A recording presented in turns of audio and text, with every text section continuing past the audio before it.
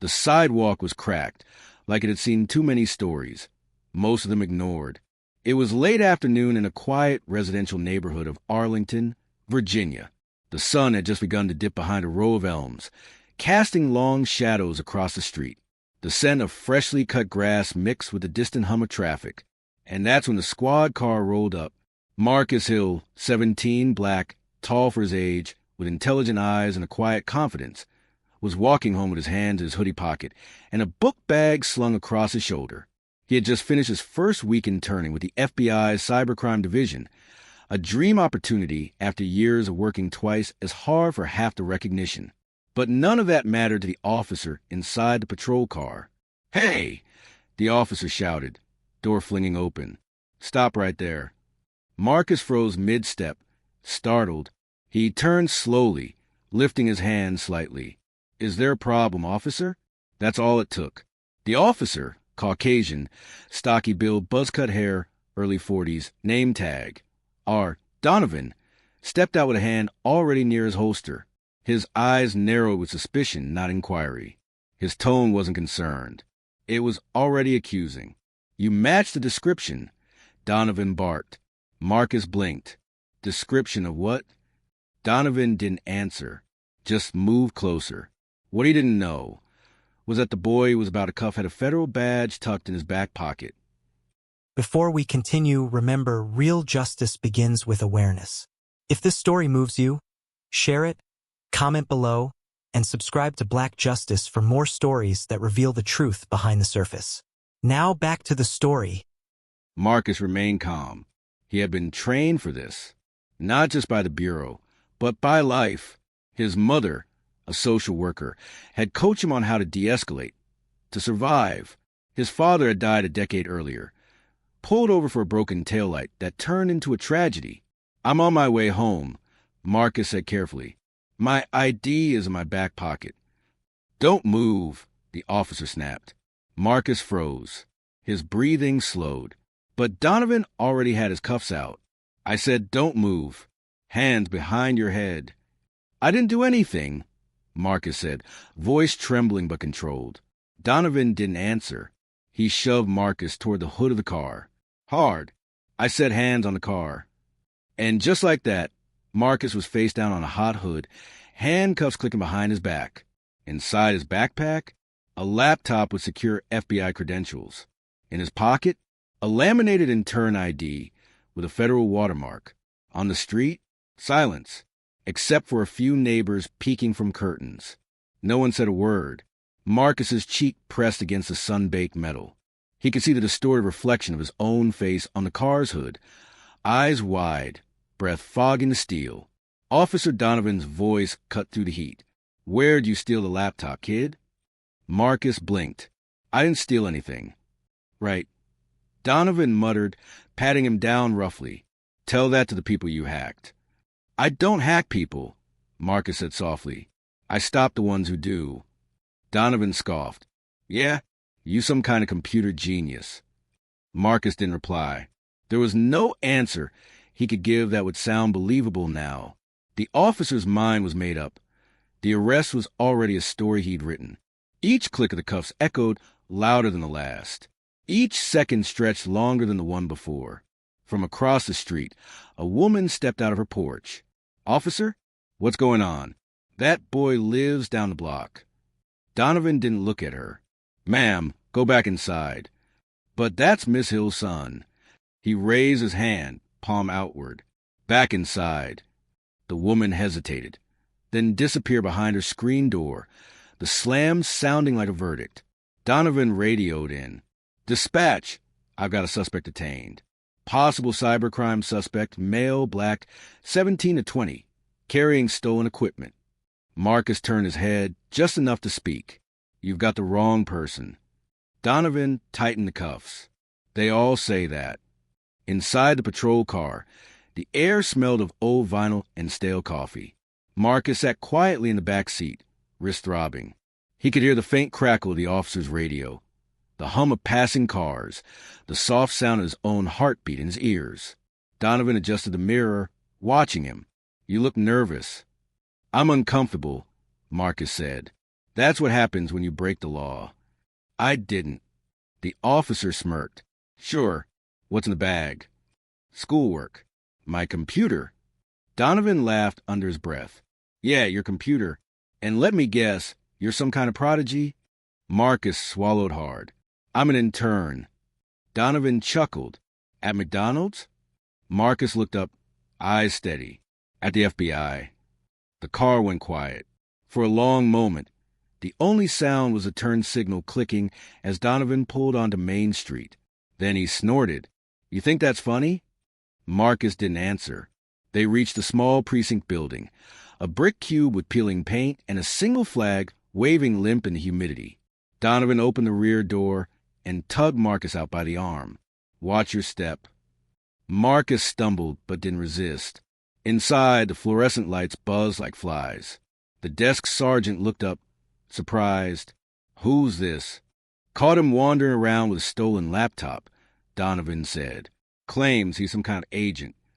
The sergeant eyed Marcus. You got ID, kid? Marcus nodded toward his back pocket. It's in there. Donovan reached in, pulled out a slim leather wallet, flipped it open, and froze. A laminated ID glinted under the harsh light. Across the top in bold black letters, Federal Bureau of Investigation. Below that, Cyber Division, Intern Clearance Level 1. Donovan's smirk vanished. The sergeant frowned. Is that real? Marcus lifted his cuffed hands slightly. You can scan the QR code on the back. Donovan hesitated, then handed it to the sergeant. A beep from the scanner. A second later, the computer chirped. Valid identification. Active clearance. The room went still. The sergeant looked up slowly. You just arrested an FBI intern. Donovan's face drained of color. Marcus met his eyes for the first time, not with anger, but with disappointment. You didn't even ask my name. Donovan opened his mouth, closed it. The sergeant stood. Take off the cuffs, officer. Donovan fumbled with the key. The metal released with a dull click. Marcus rubbed his wrists, the red marks already forming. He looked down at them, then back up. I told you I was on my way home, he said quietly. You didn't believe me. Donovan stammered. Look, I was following procedure. Marcus tilted his head. Or following prejudice? The words landed heavy. The sergeant turned away, pretending to shuffle papers. Donovan exhaled, long and low. Kid, I didn't mean... Yes, Marcus said. You did. He wasn't shouting. He didn't need to. He raised the truth instead. The sergeant cleared his throat. Mr. Hill, would you like to file a complaint? Marcus shook his head. No, that's not what I'm here for. Donovan frowned. Then what are you here for? Marcus picked up his backpack, slinging it over his shoulder. To remind you, he said, that not everyone who looks suspicious is guilty, and not everyone with a badge knows justice. He walked toward the door. Wait, Donovan said, voice cracking. You're just going to leave? Marcus paused, hand on the door handle. I've got orientation in the morning. They're teaching us about civil rights investigations. The door opened with a creak. He stepped into the fading light. Outside, the world felt bigger again. The air smelled like rain on hot concrete. A mother walked by holding her child's hand. And for a fleeting moment, Marcus felt what justice was supposed to feel like. Quiet, calm, alive. Behind him, through the glass window, Officer Donovan stood frozen, staring down at his own hands like they belonged to someone else. The next morning, the precinct was unusually quiet. Officer Donovan sat at his desk, staring at a thin white envelope marked Internal Affairs, Confidential. He hadn't slept. The words from the night before kept replaying. Not everyone who looks suspicious is guilty, and not everyone with a badge knows justice. He'd written reports before, minor arrests, noise complaints, petty thefts, but this one wouldn't let him hide behind paperwork. There was no way to dress it up. He'd cuffed an innocent kid, an FBI intern. And worse, he'd done it without cause. His phone buzzed. Sergeant Miller, he answered quietly. Donovan, get to the conference room. They're here. He hung up. They're here. He already knew who they were. In the glass-walled room sat two people, a woman in a gray suit and a man with a small bureau badge clipped to his belt. "Agent Patel, FBI Internal Affairs," she said. "And this is Special Agent Carter." Donovan nodded stiffly. Agent Carter's tone was neutral, but his eyes weren't. "We're following up on an incident involving one of our interns, Marcus Hill." Donovan's jaw tightened. It was a misunderstanding. Patel glanced down at her tablet. "You detained a minor, used physical restraint, and radioed in a false cybercrime suspicion without evidence.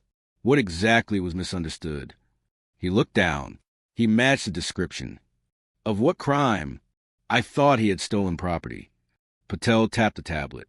"The property was his." "Verified. You didn't ask for identification until after the arrest." "I didn't want to risk."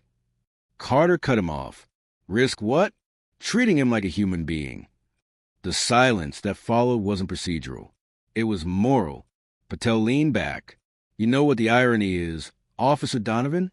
Marcus is interning with our Civil Rights Division. He's studying police reform policy." Donovan's stomach dropped. Meanwhile, at the FBI headquarters downtown, Marcus was sitting in a small orientation room, surrounded by other interns. The instructor, Agent Diaz, was explaining the difference between law and justice. "Law," he said, "is what's written. Justice is what's felt. Our job is to make sure the two don't drift too far apart." Marcus listened, silent.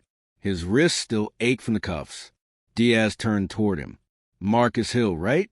You had an interesting first week." A ripple of laughter passed through the room. Marcus smiled faintly but didn't answer. Diaz nodded. "We heard what happened. You handled it better than most adults would have." Marcus looked down. "I didn't handle it. I endured it." Diaz's expression softened. "Sometimes endurance is handling it."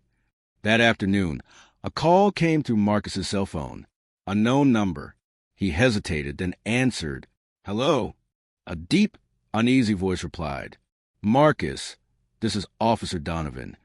Marcus didn't speak. "I wanted to apologize," Donovan said quietly. "I've been on the force 17 years. Thought I knew how to read people. I was wrong." Marcus let the silence linger. Donovan continued. "They pulled my patrol license pending review. I deserved that. But I needed to tell you myself. I'm sorry." Marcus exhaled slowly. "What made you call?" Donovan hesitated. "You said something yesterday. About not everyone with a badge knowing justice. I can't get that out of my head." Marcus's voice was calm, measured. "Then maybe it's time to learn." 2 weeks later, Donovan was reassigned to desk duty. Part of his review required community training, mandatory diversity sessions, ride-alongs with youth programs, stuff most officers rolled their eyes at. But Donovan showed up. Every time. He wasn't the same man anymore. Every teenager he saw on the street looked like Marcus for a split second. And one day, when a call came in about a suspicious kid with a backpack, he volunteered to respond. When he arrived, he found a 14-year-old waiting for his mother after school. The boy froze when he saw the squad car. Donovan stepped out slowly. "No rush," he said. "You waiting for a ride?" The kid nodded, cautious. Donovan smiled softly. "All right then, I'll wait with you. No cuffs, no suspicion, just presence." Back in the FBI office, Marcus received an email. Subject, Community Liaison Request. Body, Officer R. Donovan would like to request participation in the Bureau's Police Partnership Seminar. He specifically asked for you to be present. Marcus stared at the screen. His supervisor walked by. "You gonna do it?" Marcus nodded slowly. "Yeah, I think I will." 3 days later, in a conference hall filled with uniformed officers and federal trainees, Donovan stood at the podium. His voice wavered at first. "I made a mistake. A big one.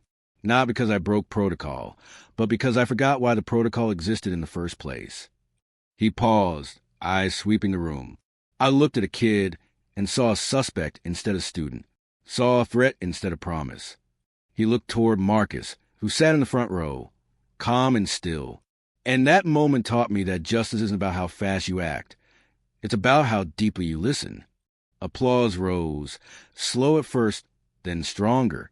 Donovan stepped down from the stage. He stopped beside Marcus. I still owe you one. Marcus smiled faintly. You already paid it back. You showed up. Outside, the sky was turning gold. Two men, one season, one just beginning, walked side by side down the steps of the hall. For a long moment, neither spoke. Then Marcus said quietly, Do you ever think about how close we came to being enemies? Donovan nodded. Every day. Marcus looked up at the sky. Maybe that's what justice really is. Turning enemies into witnesses. Donovan smiled. And witnesses into friends. Marcus went on to finish his internship, then college, then law school. He joined the Bureau full-time, specializing in bias response training for law enforcement. His file listed one phrase under special notes, advises empathy-based de-escalation strategy. Donovan retired 5 years later.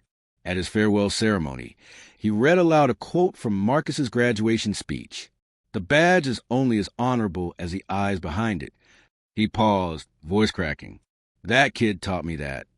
Afterward, as the crowd dispersed, he found Marcus waiting near the door. Agent Hill, Donovan said, smiling, still strange calling you that. Marcus laughed, still strange hearing it. They shook hands. No uniform, no cuffs, just respect. And as they walked out into the evening light, the reflection of their silhouettes merged in the glass doors. Two men, once divided by assumption, now bound by understanding. Respect costs nothing, Marcus said softly, but means everything. If the story moved you, share this story with someone who's ever been judged before being known. Subscribe to Black Justice for more cinematic stories where humanity, humility, and truth always rise. Because every voice deserves to be heard.